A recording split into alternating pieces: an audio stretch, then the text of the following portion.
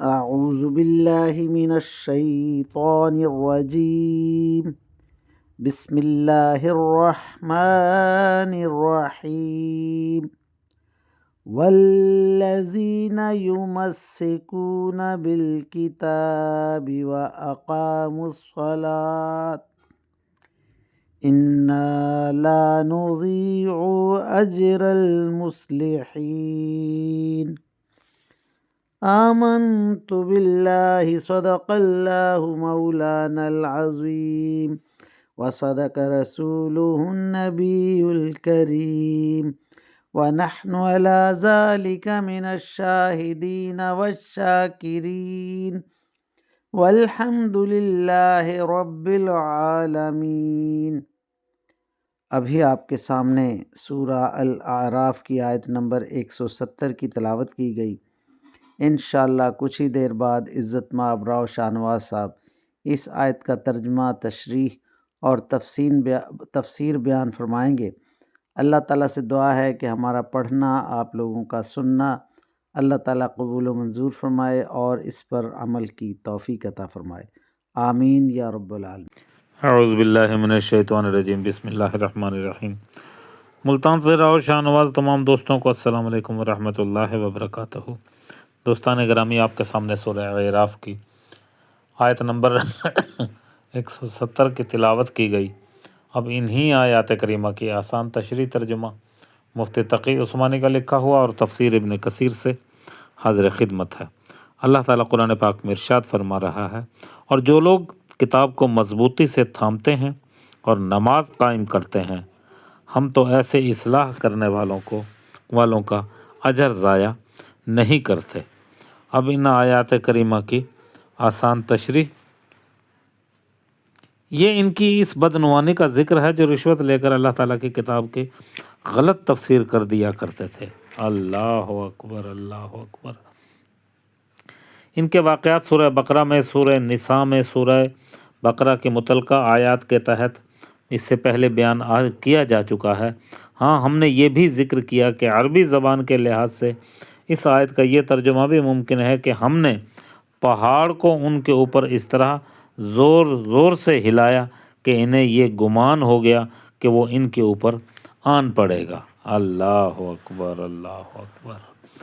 اب اس آیت کریمہ کی تفسیر ابن کثیر سے عنوان ہوتا ہے، بنی اسرائیل پر پہاڑ معلق کر دیا گیا اور فرمایا کہ تم مانتے ہو کہ نہیں؟ اور جب ہم نے ان کے سروں پر پہاڑ کو مثل سائبان کے لٹکا دیا۔ اللہ اکبر۔ ظاہر ہے اس پہاڑ کو فرشتوں نے ان کے سروں پر لا کھڑا کیا تھا۔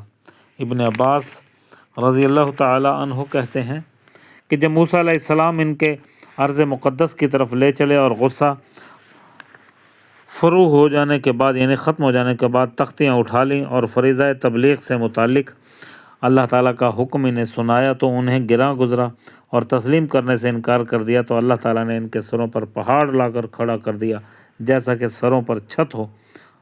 ملائکہ اس کو تھامے ہوئے تھے اور کہا گیا کہ دیکھو، یہ اللہ تعالیٰ کی وحی اور اس کے احکام ہیں، اس میں حلال اور حرام اور امر النہی کا ذکر ہے، قبول کرتے ہو کہ نہیں؟ وہ کہنے لگے، سنائیے کیا احکام ہے؟ اگر یہ فرائض اور حدود آسان تر ہیں تو ضرور قبول کر لیں گے۔ نبی علیہ السلام نے کہا، جو کچھ بھی ہو قبول کر لو۔ انہوں نے کہا کہ نہیں، جب تک ہم اس سے واقف نہ ہو جائیں کیا حدود و فرائض ہیں، کیسے قبول کر لیں؟ کئی دفعہ یہ سوال جواب ہوتے رہے، آخرکار پہاڑ کو اللہ تعالیٰ کا حکم ہوا اور وہ اپنی جگہ سے اٹھ کر آسمان میں اڑتا ہوا ان کے سروں پر چھا گیا۔ موسیٰ علیہ السلام نے کہا، رب عزت جل جو کچھ فرماتے ہیں مانتے ہو کہ نہیں؟ اگر توریت اس کے احکام کو نہیں مانو گے تو تمہارے سروں پر پہاڑ گرا دیا جائے گا۔ جب انہوں نے دیکھا کہ پہاڑ گرا ہی چاہتا ہے تو سجدے میں بائیں رخ پر گر پڑے اور سیدھی آنکھ سے کنگھیوں کی طرح پہاڑ کو دیکھ رہے تھے کہ کہیں گر تو نہیں رہا۔